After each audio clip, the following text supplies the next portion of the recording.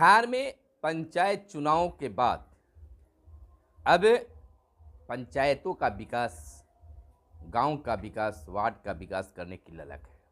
आज हम चर्चा करेंगे खास तौर से वार्ड सदस्य पर। वार्ड सदस्य का क्या है अधिकार, पावर, क्या क्या कर सकते हैं वार्ड सदस्य। मुखिया जी नहीं सुनते हैं। मुखिया जी बिना वार्ड सदस्य के सहमति से वार्ड में काम करा रहे हैं या कोई राय मशवरा नहीं कर रहे हैं, तो आखिर वार्ड सदस्य क्या करेंगे। तमाम चीज़ों पर चर्चा करेंगे, हमारे साथ बने रहिए। उससे पहले परिचय दे देते हैं। मेरा नाम सुनील बॉबी है।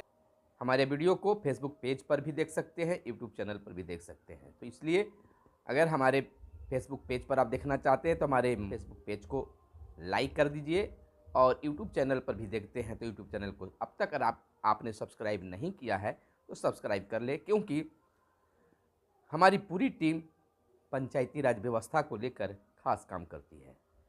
क्या योजना आ रही है, आपको कैसे काम करना है, जनता अगर आप हैं तो जनता को कैसे जानकारी मिलेगा कि कब क्या हो रहा है, तमाम चीज़ों पर हम बताते रहते हैं। इसलिए चैनल को जरूर सब्सक्राइब कर दीजिए, और यह वीडियो पसंद आए तो लाइक कर दीजिएगा। चलिए अब बता देते हैं पूरी खबर को विस्तार से, यानी पूरी बातों को विस्तार से बता देते हैं। वार्ड सदस्य अपने वार्ड का मालिक होता है। हालांकि वार्ड के विकास को लेकर वार्ड सदस्य सर्वे सर्वा होते हैं, लेकिन उनके साथ में जो वार्ड क्रियान्वयन एवं प्रबंधन समिति बनाया जाता है, उनकी भी सहमति वार्ड सदस्य को किसी योजना को पारित करने में लेना पड़ता है, जिसमें पंच साहब का भी नाम होता है, जो अस्थायी रूप से सदस्य होते हैं। तो हम बात कर रहे हैं वार्ड सदस्य पर, तो वार्ड सदस्य पर ही हम फोकस करेंगे। सबसे पहली बात कि कोई भी कार्य कराए उसमें जिस वार्ड में काम होता है उस वार्ड के वार्ड सदस्य की सहमति जरूरी है।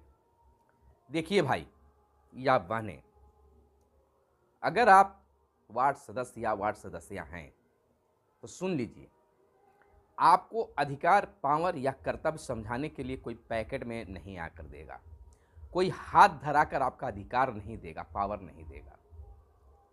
सबसे पहले आपको समझना चाहिए कि अधिकार अगर आप लेना चाहते हैं तो अपने कर्तव्यों को भी समझिए, यानी कि आपके वार्ड में क्या दिक्कत है उस समस्या को जानिए। अगर सामूहिक श्रमदान से भी अगर सुन होता है तो उसको आप कीजिए, केवल अधिकार की ही बातें मत कीजिए।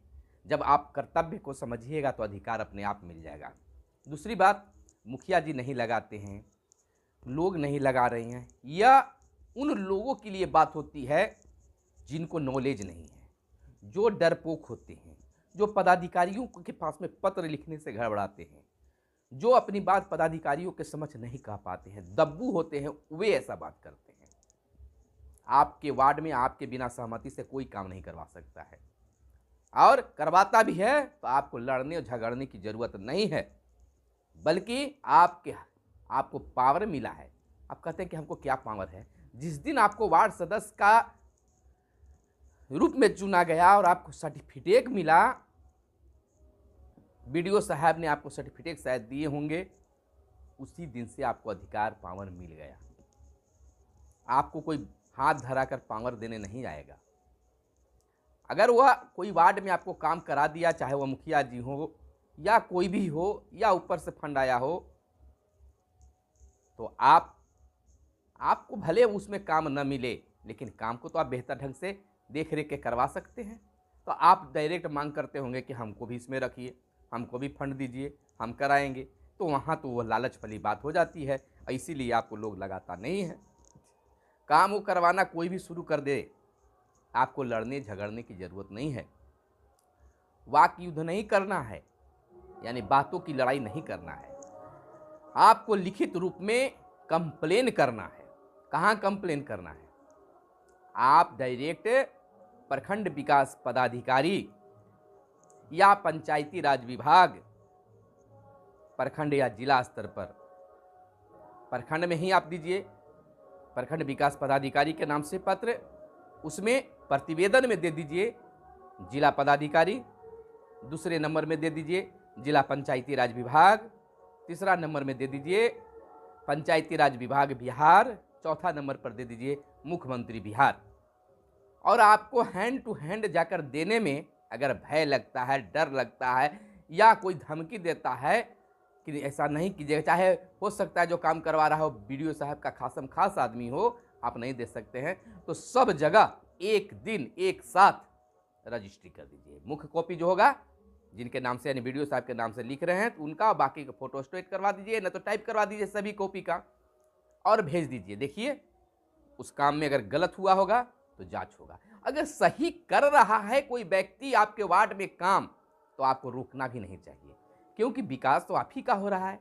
नाम तो लुटिए ना भाई कि हमारे प्रयास से ये काम हुआ। दूसरी बात हम बता देते हैं, आप सोच रहे होंगे, गुस्सा कर रहे होंगे, सब तो जानबे करते हैं हम क्या बकबक कर रहे हैं। तो बंधु, आप शायद जानकार होंगे, लेकिन हमारे बहुत से ऐसे भाई बहने हैं जिन्हें इन सब बातों की भी जानकारी देना जरूरी होता है। तो हम आपको बता दें, सबसे पहला कि नली गली का जो भी काम होगा, आपके वार्ड का नली बनाने का, गली बनाने का, वह वार्ड सदस्य का अधिकार होता है। एक नंबर में सुन लीजिए, ये अधिकार आपको कोई छीन नहीं सकता है, दूसरा करवा नहीं सकता है।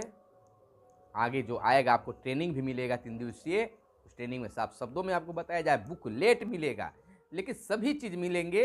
लेकिन कहना यह है कि तमाम चीज़ों को देखते हुए आपको कोई अधिकार कहेगा कि नहीं कि ये तुम्हारा अधिकार है, आपने अधिकार के लिए लड़ना होगा। लड़ने का मतलब पटका पटकी करना नहीं, बल्कि कागजी लड़ाई लड़ना होगा। दूसरे नंबर पर मैं आपको बता दूं कि आप नली गली के साथ नल जल योजना का भी देखरेख कर सकते हैं, उसका निर्माण करवा सकते हैं। तीसरे नंबर पर आपके अगर वार्ड में कोई विद्यालय है तो आप वहाँ का पदेना अध्यक्ष हो जाते हैं, यानी कि आप उस स्कूल की व्यवस्था को सुधारने के लिए आपको अधिकार है। अगर आपके क्षेत्र में कोई आंगनबाड़ी केंद्र है तो आप आंगनबाड़ी केंद्र का भी देखरेख करने वाले अध्यक्ष होते हैं, आपको देखरेख करने का अधिकार है। अब केवल वहाँ पर धौंस दिखाइएगा तो उस विकास कार्य में नहीं होगा, आपकी बदनामी होगी। मिलजुल कर जो गलतियाँ हैं उसको सुधार करने की ज़रूरत होती है।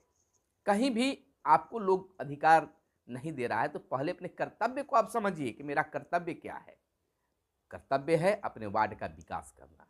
अगर किसी भी माध्यम से अगर आपके वार्ड में विकास हो रहा है तो उसकी देखरेख कीजिए।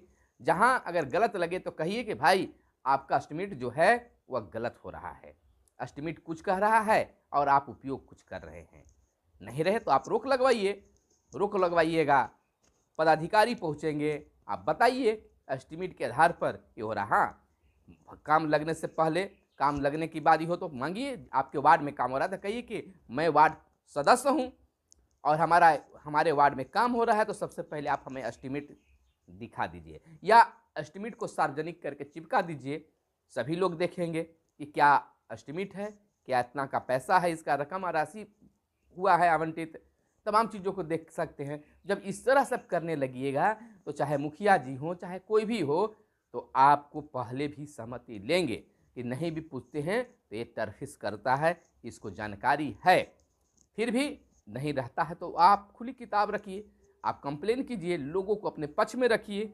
आप वार्ड सदस्य हैं तो निश्चित तौर पर आपके पक्ष में आपके वार्ड के लोग भी होंगे।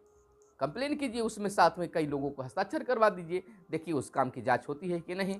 एक दो काम की अगर जांच करवा देते हैं तो फिर तो आपको अधिकार लोग घर में ढूंढ कर देंगे कि भाई आपके वार्ड में काम कराना है। और सबसे बड़ी चीज़ है अपने वार्ड सभा कराने का, अपने वार्ड में वार्ड सभा कराने का अधिकार वार्ड सदस्य को होता है। तो आप कम से कम ये जरूर देखिए कि जब ज़रूरत हो, जो भी नियम आता हो कि महीने में करवाना है या जब भी हो, तो आप वार्ड में बजाबते लोगों को बुलाकर अगर बैठ के कराएंगे तो निश्चित तौर पर मुखिया जी भी सोचेंगे, पदाधिकारी भी सोचेंगे कि यह वार्ड बिल्कुल तेज तरार है। लेकिन आप अपने अधिकार की बात करते हैं और जनता के अधिकार को आप छीनते हैं। बिना बैठक किए हुए आप मुखिया जी के पास में प्रस्ताव रखते हैं कि ये योजना पारित होनी चाहिए। कहाँ से होगा? आप साइन करवाने के लिए कंप्लेन जब कीजिएगा, लोगों से साइन करने के लिए भी कहिएगा तो साइन नहीं कर पाएगा। इसलिए नियमित रूप से आप वार्ड सभा जरूर लगाइए।